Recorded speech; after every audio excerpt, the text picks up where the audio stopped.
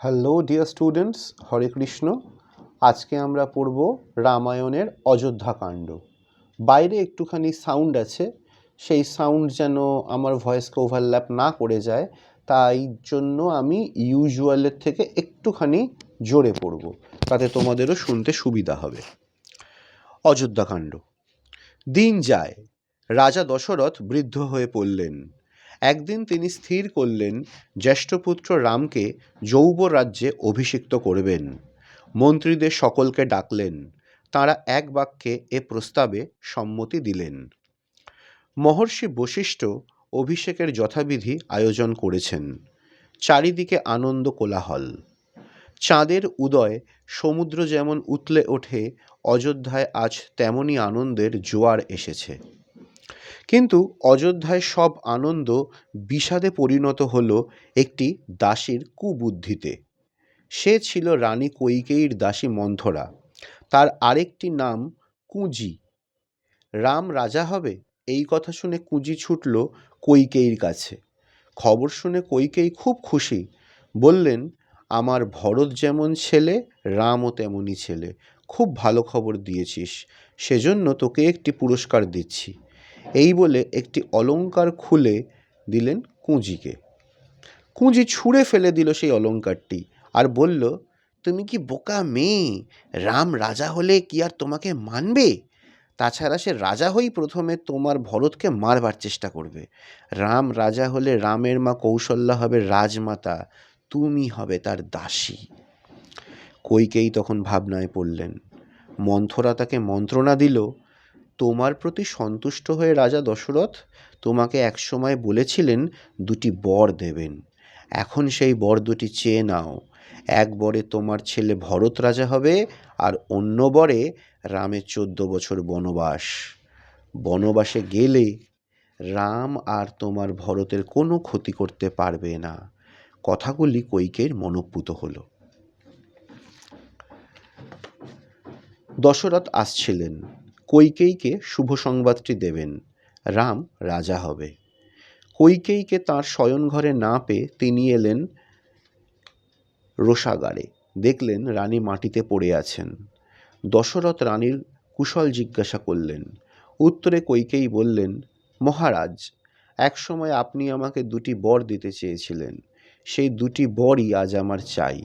একটি বরে ভরতকে যৌবরাজ্যে অভিষিক্ত করুন, আর একটি হলো রামের 14 বছরের বনবাস। কৈকেয়ীর কথা শুনে রাজা দশরথের মাথায় যেন বাজ পড়ল। কৈকেয়ীকে অনেক অনুনয়ন করলেন যাতে সে রামের বনবাস না চায়। রানী কিন্তু অটল। এদিকে অভিষেকের আয়োজন সম্পূর্ণ। নিমন্ত্রিত রাজারা এসে গেছেন। রাজপুরোহিত বশিষ্ঠ এলেন অভিষেকের সকল উপকরণ নিয়ে। কিন্তু রাজা দশরথ কোথায়? অভিষেকস্থলে তিনিই তো নেই। রাজার সারথি সুমন্ত্রকে অন্তঃপুরে পাঠানো হলো। তিনি সেখানে গিয়ে দেখেন রাজা দশরথ বিষণ্ণ বদনে বসে আছেন। সুমন্ত্র কারণ জানতে চাইলে রাজা বললেন, বড় বিপদ সুমন্ত্র, রামকে একবার ডেকে দাও। রামচন্দ্র স্নান করে শুদ্ধ বস্ত্র পরে অভিষেকের জন্য প্রস্তুত হচ্ছিলেন। খবর পেয়ে ছুটে এলেন দশরথের কাছে। দেখলেন পিতা বিরস বদনে বসে আছেন মাটিতে। তিনি একটিবার রাম বলে ডেকে নীরব হয়ে গেলেন। পাশে বসেছিলেন কৈকেয়ী। তিনি বললেন, মহারাজ তোমাকে একটি কথা বলতে চান, তা নিজে বলতে পারছেন না, আমিই তা বলছি। রাজা প্রতিজ্ঞা করেছিলেন দুটি বর আমাকে দেবেন। সেই দুটি বর আমি চেয়েছি। এক বরে ভরতকে রাজা করতে হবে, অন্য বরে তোমার বনবাস 14 বছরের জন্য। এখন এই পিতৃসত্য পালন করা বা না করা তোমার ওপর নির্ভর করছে। রামচন্দ্র কৈকেয়ীর কথায় একটুও ব্যথা পেলেন না। দৃঢ় কণ্ঠে তিনি উত্তর দিলেন, পিতৃসত্য আমি পালন করব। একটু পরে যিনি রাজা হবেন সেই রাম বনে যাওয়ার জন্য প্রস্তুত হতে লাগলেন। দশরথ ও কৈকেয়ীকে প্রণাম করে তিনি ধীরে ধীরে বেরিয়ে এলেন কৈকেয়ীর ঘর থেকে। রাজা দশরথ মূর্ছিত হয়ে পড়ে রইলেন মাটিতে। লক্ষ্মণ এতক্ষণ রামের সঙ্গেই ছিলেন। সব শুনে দুঃখে ক্ষোভে তাঁর চোখে জল চলে এলো। রাম এখন চলেছেন মা কৌশল্যার ঘরে। কৌশল্যা রামের মঙ্গল কামনায় পূজায় ব্যস্ত ছিলেন। মাকে সব কথা জানিয়ে রাম বললেন, পিতৃসত্য আমাকে রক্ষা করতেই হবে, আমি আজই বনে যাব। কৌশল্যা এসব কিছুই জানতেন না। রামের কথা শুনে কেঁদে লুটিয়ে পড়লেন মাটিতে। রাম মাকে তুলে নিয়ে মুছে দিলেন তার গায়ের ধুলি। এতক্ষণ লক্ষণ কিছুই বলেননি। এবার তিনি রামকে বোঝাতে লাগলেন, পিতা বৃদ্ধ হয়েছেন, তার বুদ্ধির বিভ্রম ঘটেছে, তিনি কি প্রতিজ্ঞা করেছেন না করেছেন সেজন্য তোমাকে বনে যেতে হবে? তুমি জোর করে অধিকার করো সমস্ত রাজ্য, এ রাজ্য তোমার, আমি থাকবো তোমার পাশে ধনুর্বাণ নিয়ে।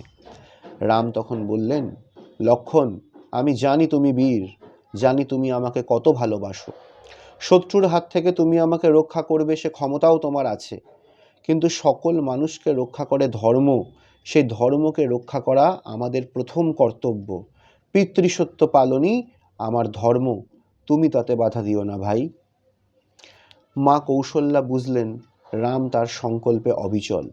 তখন তিনি চোখের জল মুছলেন, শান্ত করলেন নিজের মনকে, আশীর্বাদ করলেন অন্তর থেকে, রাম, তোমার বনবাস নিরাপদ হোক, তুমি যে ধর্ম রক্ষার জন্য বনে যাচ্ছ সে ধর্মই সর্বদা রক্ষা করবেন তোমাকে তোমার 14 বছর বনবাসে।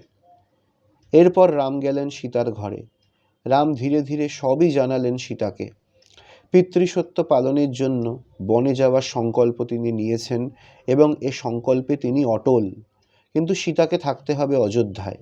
তার কাজ হবে বৃদ্ধ শ্বশুর শাশুড়ির সেবা করা আর গৃহস্থ বধূর করণীয় বার ব্রত ও গৃহধর্ম পালন। সতী সাধ্বী সীতা সবই শুনলেন, কিন্তু রাম ছাড়া তিনি থাকবেন কি করে অযোধ্যায়?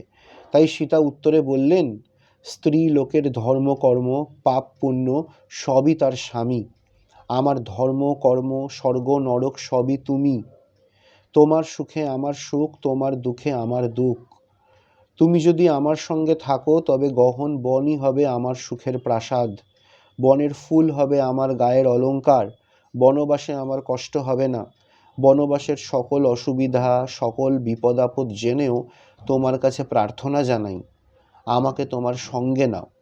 সীতার এই প্রস্তাবে শেষ পর্যন্ত রামকে রাজি হতেই হলো। এবার এলো লক্ষণের পালা। রামকে ছেড়ে লক্ষণের থাকা অসম্ভব।